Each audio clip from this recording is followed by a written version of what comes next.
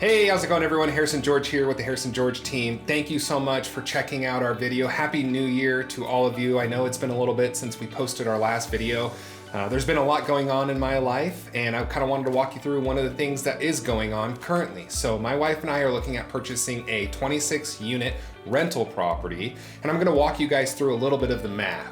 Essentially, I plan on using my line of credit, that all-in-one loan that we've talked about, to buy this piece of property. Now, I'm not using all of the line of credit to buy it. I plan on just using a portion of our line of credit for the down payment of that property. Still gives me access to money over on my property that I have the all-in-one on, while still allowing for me to have this rental property pay for itself and kind of build its own little engine. Above and beyond having there be LLC and self-employed benefits of having this going into and running through an LLC, we also have some other advantages associated with this product and having additional pieces of real estate. Again, it helps us pay our property off faster, builds future income, and kind of begins that engine, that Oreo that we've talked about so many times in the past. So let me walk you through a little bit of the basics. My wife and I plan on purchasing this rental property for $1.6 million, and we plan on doing 20% down, which realistically means that we plan on putting about $320,000 down on this transaction. The current rents for this property are about $23,500 a month. That's including somebody that lives on site whose rent is about $1,000. So if we kind of remove his income from this, or remove his rents from this, we're really looking at about $22,500. I'll have the exact numbers in my spreadsheet, but I'm just using easy math right now. Realistically, that means after we have the rental income coming into the property, we have about $280,000 coming in just deposits. Now, this site does have an agreement already in place with laundry system built into it, meaning that they are coin-operated laundry systems, and there's a split on the back end. Realistically, the only thing that we need to look at is that brings in about another $4,400 a year. So if we add those numbers together, we're getting about $284,000 coming in. If we look at the last 12 months of expense on the property, we're looking at about $118,000 in just expenses, which means our net operating income before any of the other debts associated with this property is about $164,000. Now, the annual debt, if I use 20% down at a 6.5% interest rate, it's going to be about $97,000 every single year. That leaves us with about $67,916 in net operating income. So if we take about a 7% property management fee, that leaves us with about $43,000 left over. Now, I told you we plan on using our all-in-one. For the purpose of the property itself, we wouldn't be looking at any other expenses like the cost associated with the all-in-one. And you can make the argument that yes, the all-in-one still has income coming in because I still work. However, if I'm going to include that into my mental math, which is what I'd encourage you to do when using this as an example, if you plan on doing this, buying real estate, using your all-in-one as the contributing down payment, it's nice to keep that into consideration. You wouldn't need to because you're still earning your money and you can still deploy extra dollars from the real estate ventures back into your all-in-one. But in this example, I want to show you the math, show you why I think that this is a good deal. That down payment that I'm going to have from my all-in-one is going to be about $19,000, $18,816. So after all is said and done, from the expenses associated with the property, and those expenses are not just the basic expenses. I'm looking at taxes, insurance, water, sewage, trash, maintenance, pest control, gas, electric, all of the expenses associated with the property over a 12-month history is about $118,000. With that being said, outside of the debt associated with the property management fee, any of the actual expenses with the property, and the cost of the all-in-one, that has monthly cash flow of about $2,500 every single month.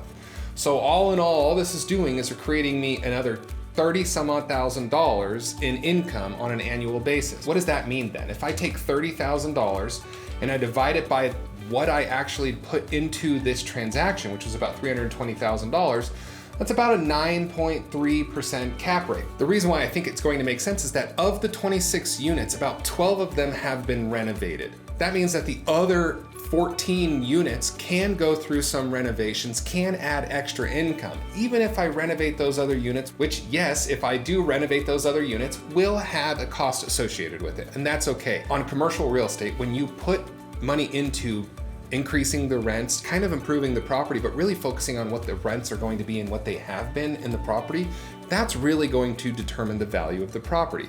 Now, yeah, I'm sure I might be buying this property slightly over the value that it should be purchased for. That's okay, because if I'm able to increase rents, even by about $3,000 a month of increased cash flow to this project, you're not talking about making $2,500 a month. Let's just say we go up only another $2,500. Let's just say expenses increase by about another $500. I'm just trying to be as conservative as I can. That brings cash flow from $2,500 a month to $5,000 a month. We multiply that by 12, that brings us to $60,000. $60,000 divided by our $320,000 initial deposit's 18.75%. So that's drastically increased, essentially doubled what our return would be. The point of this property is not to say hold on to it for 3 or 5 years. However, that could certainly be the case. If you wanted to dump a bunch of money into it, get it rent slightly higher and sell the property and make a couple of bucks in a short period of time, you could certainly do that.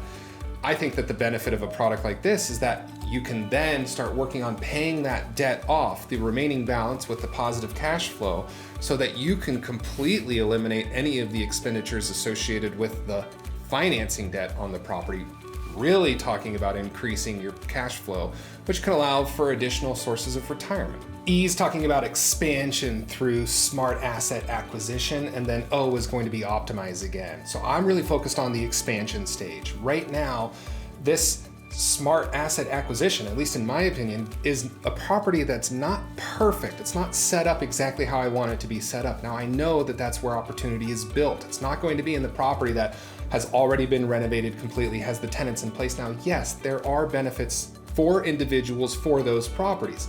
That's just not where I want to be. I want to be in the place where I can find something that's close to being where it needs to be, but not at ground zero as well. This property has some renovated units. It has a lot of the infrastructure in place that I want in place. I'm talking about maintenance and the actual tenants and so on. But there's a lot of opportunity for growth, those other 14 units that can be renovated. And now we're not just saying, hey, we're going to renovate the units and crank the rents up. I'd like to think the way that we're trying to go about this is, hey, how can we build up this place, this development, this area that has some stuff that is maybe wrong with it, might need some new water heaters or boilers or so on and so forth. We're just talking about making the place nicer. I have no problem putting in more money to this property than I would earn in the next 10 years, because at the end of the day, it feels good to help individuals. It's not about just gouging them for their rents. We're just trying to say, look, here's an opportunity and it's a future asset that can generate us income in the future. I mean, look at other investments. If you talk about somebody, well, I'm gonna put money into my retirement account every single month or year so that in 30 or 40 years, I'll have this income coming from my stocks or my bonds or my 401k or so on. It's just a different way of generating income. Now, obviously, I'm trying to do that. I'm wanting to offset my stocks and bonds and my 401ks, and I'm sure I'm hearing a bunch of you saying, no, don't do a 401k. Yeah, but it's just another thing that I've been taught. I've been doing it for so long that it's just another way. It doesn't mean I can't do my whole life policy. It doesn't mean that I can't buy real estate. It doesn't mean that I can't find other ways of generating income. I'm just trying to not have all of my money be in one single place. And I definitely don't want my income or my funds just sitting in my line of credit. It's helpful. It saves me money every single month. But it's not helping me grow to the point that I need to grow. Because at the end of the day, with inflation and the way that the market's moving, whether it's up or down, I would say there's one thing that we are all going to need, and it's likely going to be a roof over our head. I think that the real estate market is a good market to be in, not because it's going to be growing super fast. And sure, there's people that think, oh, the market's going to grow at 20% every year for the rest of forever, and it's going to be awesome. I don't think that's going to be the case, but I think that with due diligence, education, looking at the numbers, exposing yourself to the smart people in your life that have done this before and have been in these places and maybe haven't done the exact same thing that you're doing, but at the very minimum is somebody that's interested in accepting those questions. I mean, since I started this process, and just so everybody knows, I'm recording this on December 29th. I'm about 1 week into this whole thing, and I'll give you guys updates on this. I mean, I'll go to the property in the next couple of days and I'll film some stuff at the property and give you some information that I think is important. But I'll give you updates over the course of the next month, 6 months, year, and so on. If you guys have questions, let me know, because I would guess that a lot of your questions are the same questions that I've already been asking, or the questions that maybe I haven't even thought of. And that's where you guys come into play. I've asked maybe 3 or 4 dozen questions about this property, about this specific area, even in just the last 5 days. And I'm still going to need to ask questions. And I think that that's the benefit of being in a community kind of like the one that we're in, is we get to ask questions, we get different answers from different individuals, we get to formulate our own opinion based off of our own risk tolerances.